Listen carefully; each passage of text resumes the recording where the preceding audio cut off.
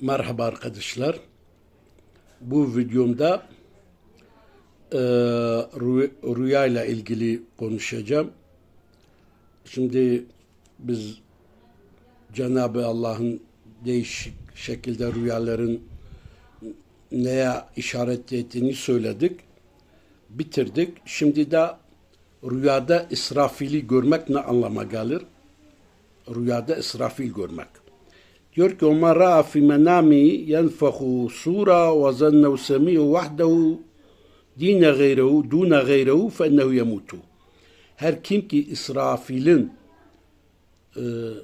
sura üflediğini görürse, sadece kendisi duyuyorsa, bu onun ölümüne işarettir. Ama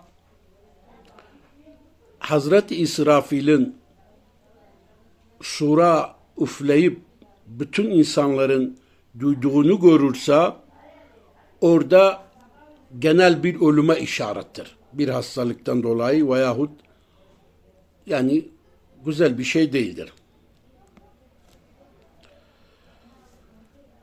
Bazıları öyle demişler ki eğer herkes bu üflemeyi yani İsrafil'in sura üflediğini duyuyorsa tedullu ala basıl adli ba'd intişar zulmi.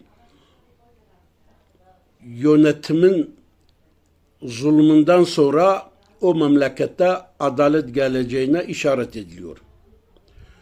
Ve ala helak zulmeti ve zulmün o memlekette yok olmasına da işaret ediyor.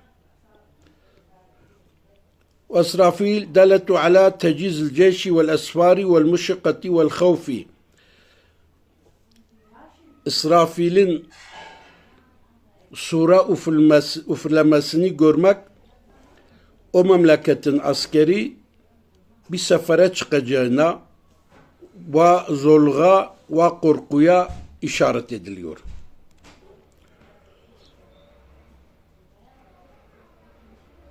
Evet. Bazılarına göre bu rüyayı gören insan borcunu ada etmesine işaret ediyor.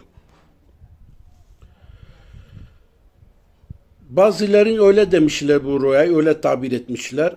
Öyle bir rüyayı gören bir insan harap olan yerlerin imar olacağına dair işaret etmişler. Ve böyle de işaret etmişler. İsrafil'in sura ilk üflediğini görmek iyi yaşama delalet ediyor. Ve rafet tauni. Eğer o memlekette virüs gibi bir hastalık varsa o virüsün kalkacağına delalettir. Evet. Bir de Adem Aleyhisselam'ı rüyasında görmek var. Bir insan Hazreti Adem'i rüyasında görse ne anlama gelir? فَاَنَّهُ يَزْنِبُ زَنْبًا فَلْيَتُبْ مِنْهُ. O insan bir günah işleyecek, o insanın o günahtan tövbe etmesi gerekiyor. Bazen de o insanların yani Hazreti Adem'i görmek, ana babanın hakkına girmek ve yönetimin, devletinin hakkına girmeye işarettir. وَمَنْ رَأَى اِنَّهُ يَسْبِحُ آدَمْ aleyhisselam فَاَنَّهُ يَغْدِرُ sultana. Bir insan rüyasında Hazreti Adem'i kesini görüyorsa, o memleketin yönetimini acizliğe sokacak. Yani yönetimi zorlayacak bir iş yapacak anlamına gelir. Ve yu'qlu valideyha ev muallimuhu. Ana babasının hakkına girmesine de işaret ediliyor.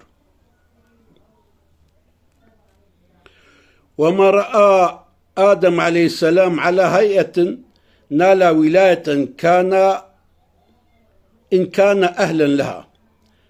Eğer Hazreti Adem'in yaşadığı döneme göre görüyorsa, yani başka şekillerde değil, o ne anlama gelir? Eğer ehli vilayetse vilayete erişir. Yani Allah'ın dostluğuna layıksa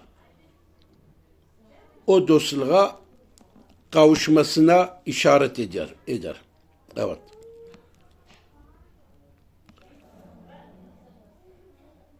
Evet.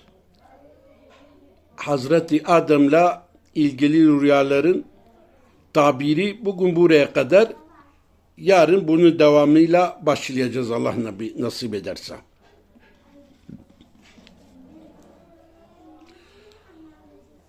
Hepinize hayırlı rüyalar diliyorum. Rüyanın en güzeli Rabbim sizlere nasip